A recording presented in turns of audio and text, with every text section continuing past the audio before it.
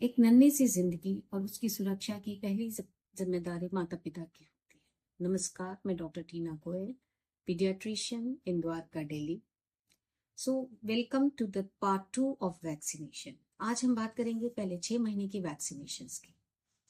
पहला 6 महीने ही बच्चे की इम्यूनिटी की फाउंडेशन होती है और यही वैक्सीन सबसे ज्यादा जरूरी है। जन्म से ही वैक्सीनेशन की शुरुआत हो जाती है। जन्म पर लगते हैं बच्चे को महत्वपूर्ण 3 टीके।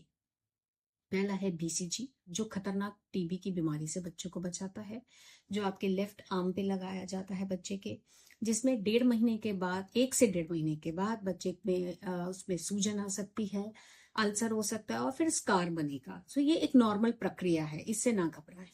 लेकिन किसी बच्चे में अगर ये प्रोसेस नहीं होता है तो भी घबराने की बात नहीं है। अगर आप श्योर हैं कि बच्चे को टीका लगा है तो भी वो टीका असर करेगा।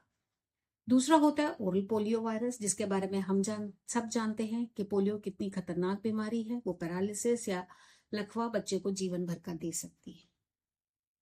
तीसरी है हेपेटाइटिस बी, जो खतरनाक लिवर की बीमारियों से बच्चे को बचाता है। और अगर किसी की माँ को का हेपेटाइटिस बी इन्फेक्शन है तो बच्चे में उसके ट्रांसमिशन से भी उसको प्रोटेक्शन मिलती है। नेक्स्ट जो वैक्सीनेशन अब बर्थ के बाद लगती है वो होती है 6 हफ्ते पर, यानी कि जब बच्चा आपका 42 दिन का हो जाता है। इसमें बहुत सारे टीके हैं, जैसे कि diphtheria, pertussis, tetanus, hepatitis B, haemophilus influenza B और पोलियो का injection, rota virus and pneumonia. But इसका मतलब ये नहीं है कि इतने सारे इंजेक्शन लगेंगे, ये कॉम्बिनेशन वैक्सीन लगता है।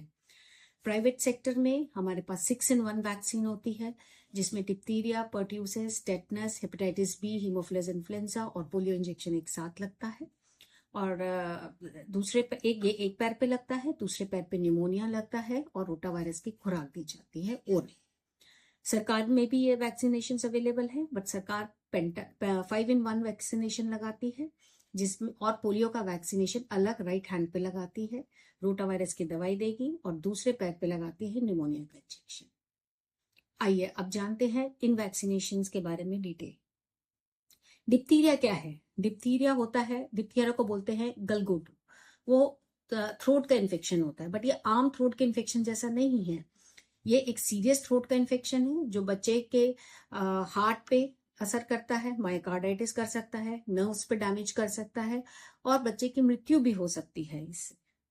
दूसरा होता है पर्ट्यूसिस, या आम भाषा में बोलते हैं काली खांसी या वूपिंग कफ, जिसमें वूप जैसी साउंड आती है और बच्चे के लिए जानलेवा हो सकती है।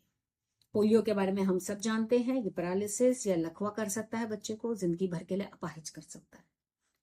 टेटनस, जो बच्चे की मांसपेशियों में जकड़न पैदा करती है। Then haemophilus influenza B, pneumonia भी कर सकता है। Haemophilus influenza B brain infection भी कॉज करता है, जो एक खतरनाक इन्फेक्शन है। सो ये हो गई इन खतरनाक इन्फेक्शन से बचना।